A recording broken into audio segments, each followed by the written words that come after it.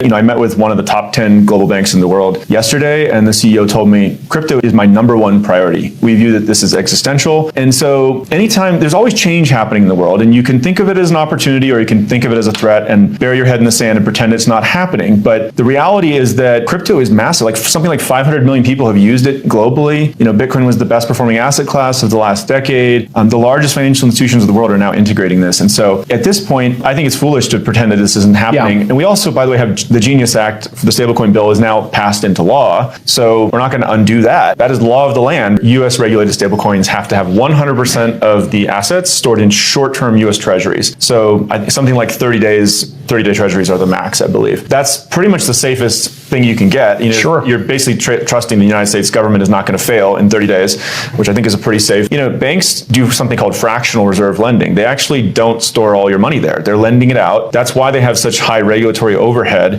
because there can be a run on the bank. Mm-hmm. And it gives them a very unique business model. Stablecoin world with 100% reserves, you don't need a bank license for that. There's always been this balance between, do people want to put their money in money markets or do they want to put it as bank deposits? This crypto is not really new in that dimension. Like, it's just another flavor of this happening. And there's been a lot of hand wringing about, this is going to destroy all the lending market. I don't think that's true. Like, money markets are already trillions of dollars and there's high yield checking accounts. But these banks haven't had to deal with a disruptive competitor, a technology competitor who's really good at what they're doing. So they're a little bit nervous about their franchise. Yeah.